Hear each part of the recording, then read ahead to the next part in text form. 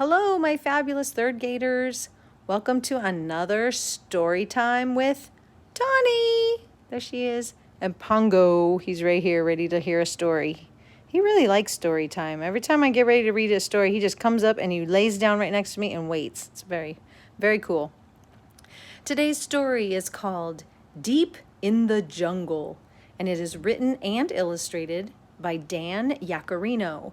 And Dan Yaccarino is the same author and illustrator that wrote The Lima Bean Monster. So you know it's going to be a funny book.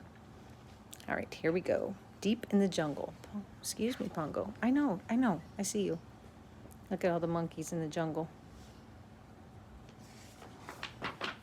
Deep in the jungle. Pongo, lay down. Roar.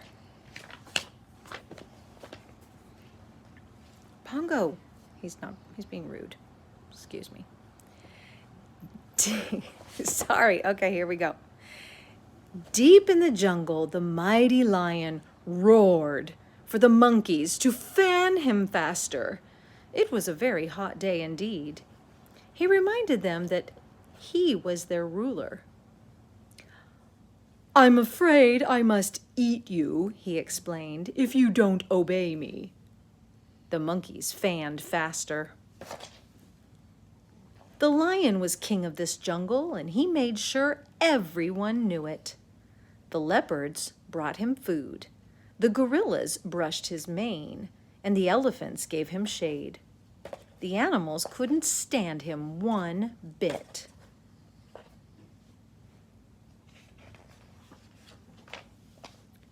One day, while the animals were picking bananas for the almighty king, a man was seen roaming through the jungle. The monkeys ran and told the lion. "Oh, very well," the lion yawned. "I'll take a look. I was bored anyway." Stop it. Pongo's look at him. Oh, now he's good. Look, I put the camera on him and he lays down and pretends like he was not being naughty a second ago. So the lion slunk through the bushes and vines until he spotted the man. "Roar!" he hollered, and leaped on top of the surprised man, who, incidentally, looked like he would make a lovely dinner. "I am the king of this jungle. Now prepare to be eaten." "Roar!" he added. "That's quite good," said the man. "Could you do that again? This time with a little more feeling." The lion was confused, but pleased to meet someone who knew a good roar when he heard one. "Roar!" The lion almost busted a gut. "Beautiful," said the man. "You know, you're wasting your time here, lion. Come with me and I'll make you a big star."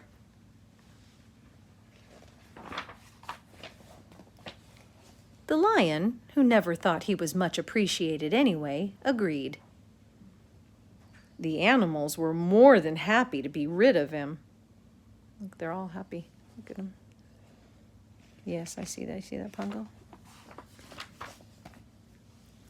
The lion and his new friend walked through the jungle to a small railroad station where the man bought a ticket for himself and a baggage claim for the lion.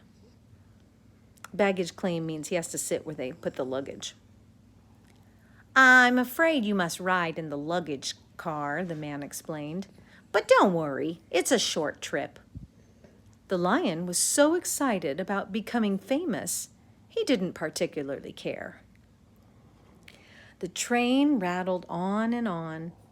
As he looked through the small window, the lion recognized less and less. He was far from his jungle.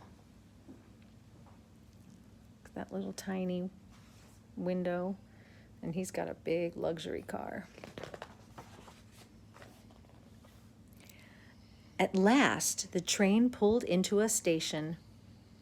"I'm afraid I must put this leash on you, lion. It's the law, you know," said the man, meeting the lion at the door.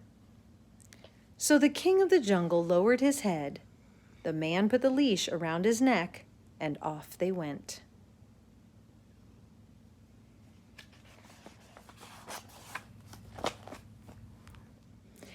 It was very exciting for the lion to be inside a colorful circus tent. The man and the lion walked up to a cage with thick iron bars. "And now I'm afraid I must put you in here," the man said. "It'll be a good career move for you. Trust me."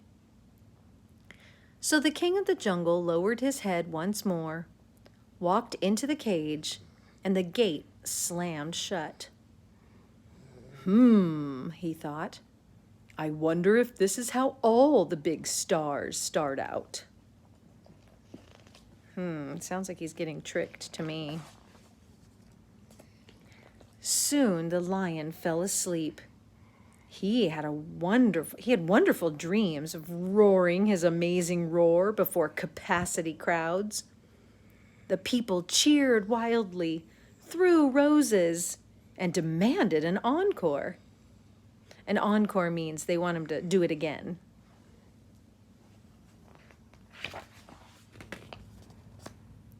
Crack! The sound of a whip woke him from his blissful slumber. It was the man all in costume. "Wake up, old boy," he demanded. "It's showtime." "What's the meaning of the whip?" asked the lion. "Certainly there's no need for that." "I'm afraid I must use this whip," the man explained. "But don't think twice about it. Showbiz, you know." He cracked it a few more times, just for effect, of course, and led the lion out to the center ring. It was so loud, crowded, and confusing that the lion became nervous.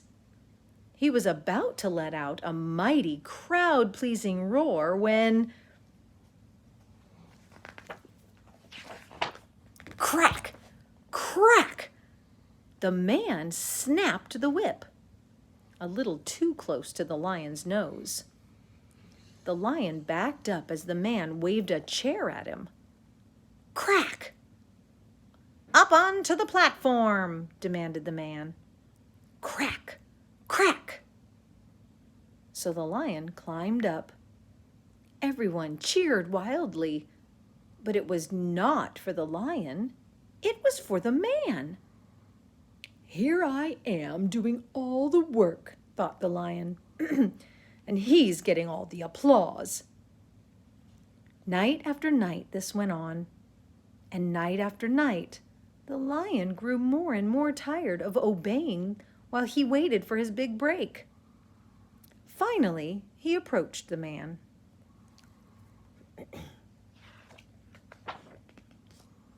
"Look, when will I get to perform my solo?" he asked. "First, I'll let out my mighty roar, then—" "Now, hold on there, old boy," said the man. "I'm afraid you must always obey me. Showbiz, you know." He cracked the whip. The lion thought for a moment. "Well, then, I'm afraid I must eat you up. Jungle law, you know," he replied. And he swallowed the man, one gulp, right down. The lion made up his mind.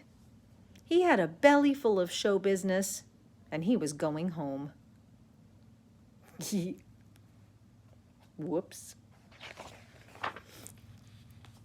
Just for good measure, he roared the loudest, earth-shakingest, tent-rattlingest roar ever. Then he took a bow and walked right out of the circus tent.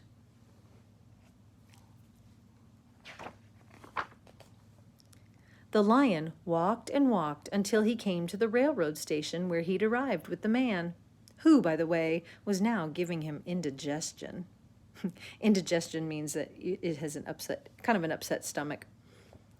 The lion followed the train tracks, and as he did, thought about all the animals in the jungle. He could hardly wait to get home. At last, the lion reached the trees and vines. He was about to let out a roar of joy when he came upon a startling sight. Before him stood a man locking all the animals into cages with thick iron bars. "Oh, look who's here," said the giraffe miserably. "It's that lousy lion." "So sorry we can't tend to your every whim at the moment, O mighty king," said the gorilla. The lion was hurt by the animal's harsh words. He wanted to leave. But suddenly, he knew what he had to do.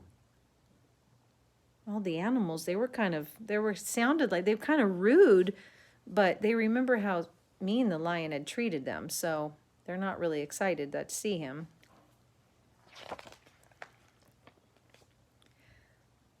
The lion turned to the man. "Sir, this is a sorry collection of animals you have, to be sure," he said. "What you need is a mighty lion, king of the jungle." "Oh boy," said an elephant. "There he goes again." "Can ya perform any tricks?" asked the man. "Can I perform tricks? My dear fellow, my specialty is the famous man's head in the lion's mouth trick," he proudly replied. Thrilled, the man asked the lion to show him. "I'd be delighted," said the lion. So the man stuck his head right in the lion's mouth. And, well, you can figure out the rest.